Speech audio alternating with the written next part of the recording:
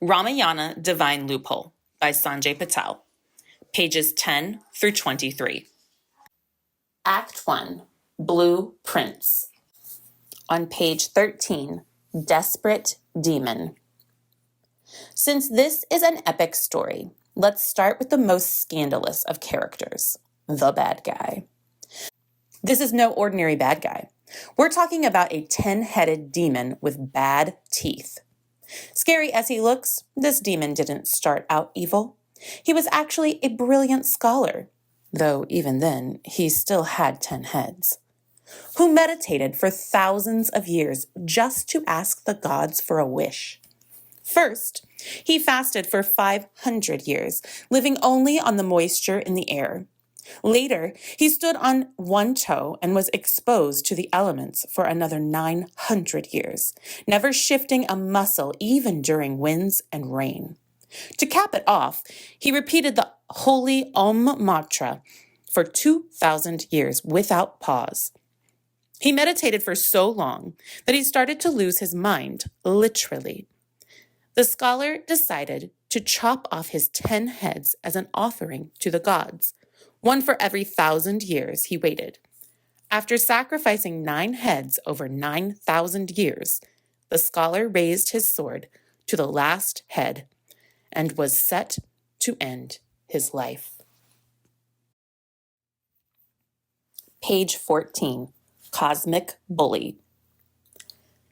As the scholar's sword descended, the creator god Brahma appeared, willing to hear his wish. The scholar was smart, but not terribly imaginative, so he asked for what many men wished for, to be the most powerful creature in the universe.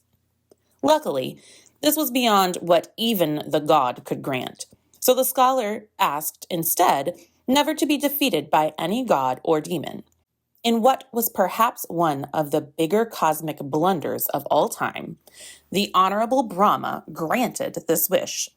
The scholar transformed instantly into a new kind of ultimate demon, growing a row of fierce new hands and arms in which he wielded terrible weapons. He was large and in charge, a walking one-man army. Page 17, Hostile Takeover. The scholar turned demon's appetite for power held no limits. And to prove he was truly the ruler of the gods, he decided to invade the realm of Swarga Loka, which is kind of like a heavenly waiting room for near-enlightened souls. Wielding tremendous power, he tore open a portal that reached down to the lowest level of hell, unleashing a race of demons known as Rakshasas. United with his demon army, he drove the gods out of their celestial abode and dethroned Indra, the ruler of heaven. The demon king was known from then on as Ravana, which means the one that makes the universe scream. Page 18, Vishnu's Loophole. At this point, the gods were in deep trouble with demons running amok over every corner of their world. They had no choice but to pay a visit to Vishnu, the god of preservation and general cosmic referee. The blue god of justice calmed everyone down and quickly pointed out that Ravana's plan had a divine loophole. Ravana had only asked never to be defeated by a god or a demon.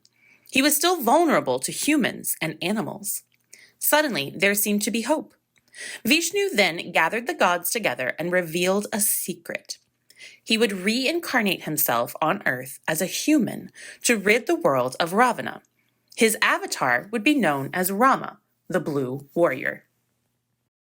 Page 20, Blue Boy. Not much later, as fate would have it, a special prince was born in the capital of Ayodhya, just as Vishnu predicted.